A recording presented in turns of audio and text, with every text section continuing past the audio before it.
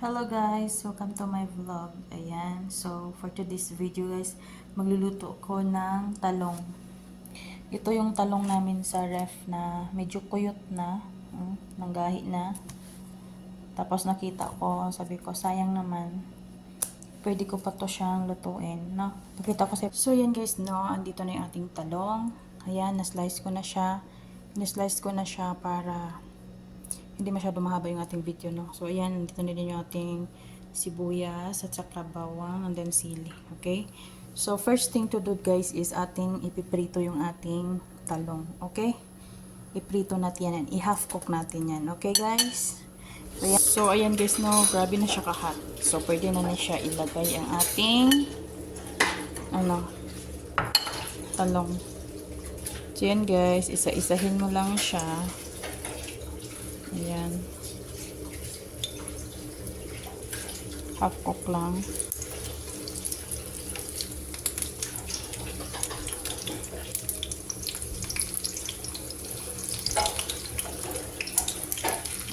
Okay. Tumalsik na guys. So, ayan lang siya. Lagay-lagay mo lang dyan. Pagtabi-tabi mo lang sila dyan. So, ayan guys. Kapag na-half cook na siya, pwede mo na siyang kunin. I-set aside mo siya doon. Half cook na yan. Okay. Tapos maglagay ka ulit. Patience lang guys. Hanggang matapos. Okay. Ayan. Medyo matrabaho siya pero masarap naman. So, it's okay. So, ayan guys, no, ang daming talsik. So, tapos na tayo. Ayan, tapos na tayo. I-off na natin. So, ayan guys, ang next is mag-gisa na tayo, okay? So, ayan guys, no, mainit na yung ating kawali. So, ito, mamaya na to. So, ito muna yung ating ilagay. Pinagsabay-sabay ko na sila.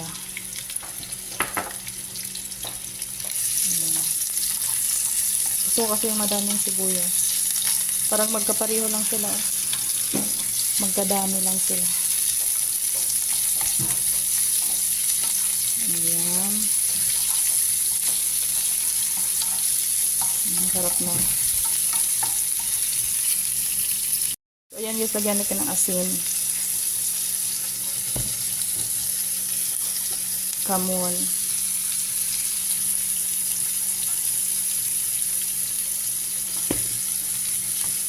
Then kashpara. Bakit lagyan natin kashpara? Ayan. So, ayan guys, no. Ito na siya. Kapag medyo nag-brown-brown na yung ating sibuyas, ilagay na natin yung ating ketchup. Okay, lagyan na natin ng ketchup. Damihan natin. Kasi ito yung magiging sauce niya. Dito lalangoy maya ang ating talong. Grabe kainit guys. Gusto po.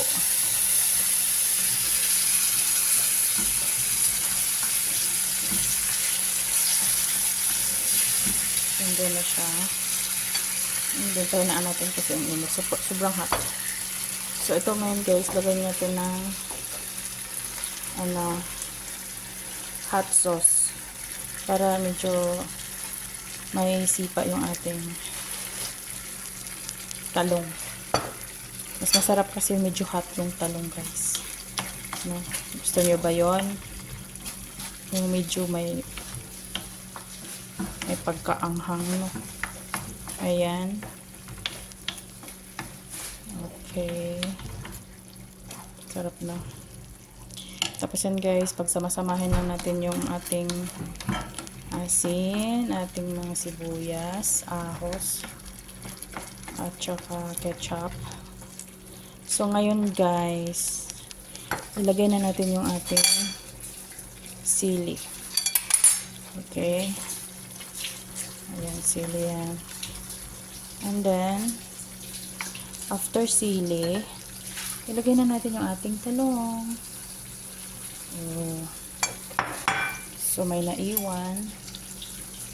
Ayan. So, ilagay na natin yan, guys.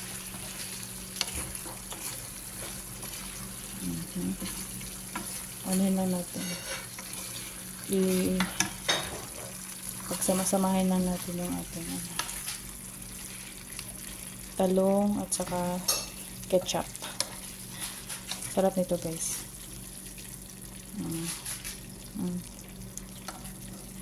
Pwede nyo i-try ito sa inyong sa inyong kusina.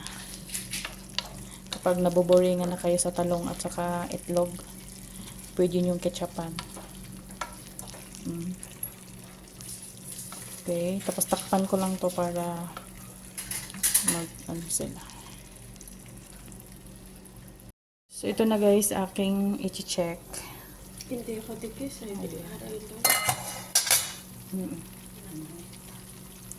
Ito. Wow, luto na.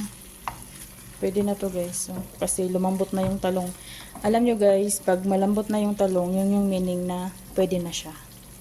Okay, kasi kanina kasi parang medyo matigas yun kasi nga na fried. Pero kapag lumambot na siya, pwede na siya. Okay? So, ayan, ilagay natin to sa pinggan. Ito na siya. Super yummy, guys. Okay.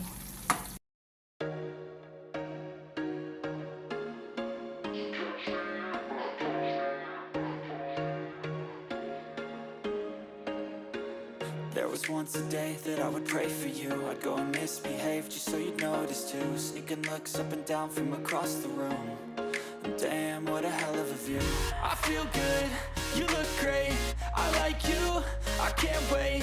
A first time, a first date. You're so fine, I'm so late. You sip wine, I drink straight. Don't waste time to my place. I feel my heart erase. So catch me if I fall.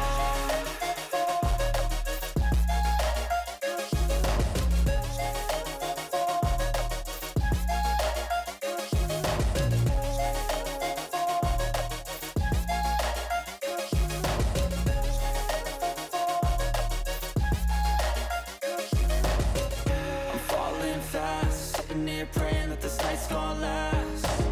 You got it all on tap, I'm loving your vibe, always have your back.